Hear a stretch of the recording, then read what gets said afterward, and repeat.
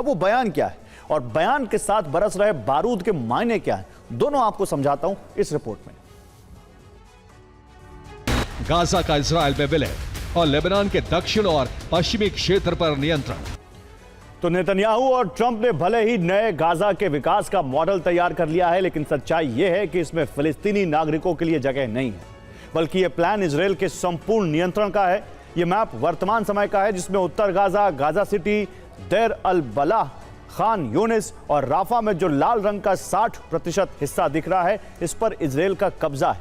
बाकी हरे रंग वाले क्षेत्र में नियंत्रण नहीं है। लेकिन अब इस कब्जे को बढ़ाकर नेतन्याहू 70% करना चाहते हैं। इस मैप में जो लाल रंग का हिस्सा दिख रहा है, वहां इजरायली सैनिक अभी मौजूद है।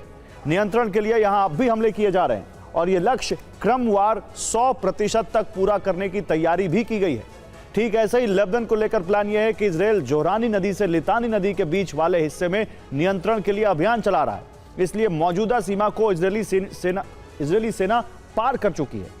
यही नहीं, तैयारी तायर से नौकौदा तक के क्षेत्र को भी कब्जे में लेने की है, ताकि भूमध्य सागर पर संपूर्ण नियंत्रण इजराइल को मिल सके।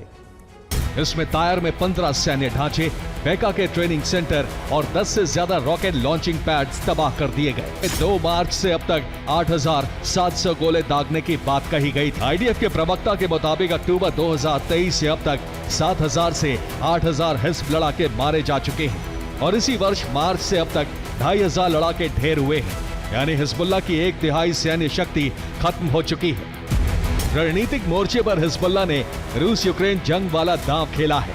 हिजबुल्लाह ऐसे ड्रोन से हमले कर रहा है जिसे रोक पाना नामुमकिन हो गया है और ये ड्रोन सीधे इजरायली सेना के सिर पर आकर फट रहे हैं।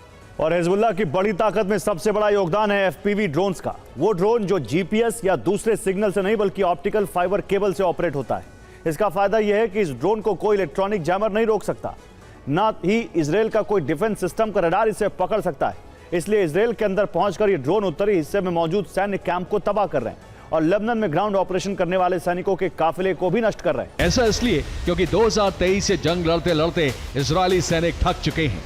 लेबनान के मोर्चे पर लड़ते हुए वो आग की चपेट में आ रहे हैं। इसलिए इजरायली सेना में इस्तीफों का दौर भी शुरू हो चुका है। इजरायली संसद के रिपोर्ट के अनुसार 12,000 सैनिक घट चुके हैं और एक रिपोर्ट के मुताबिक 1 लाख से ज्यादा रिजर्व सैनिकों ने ड्यूटी पर आना बंद कर दिया है।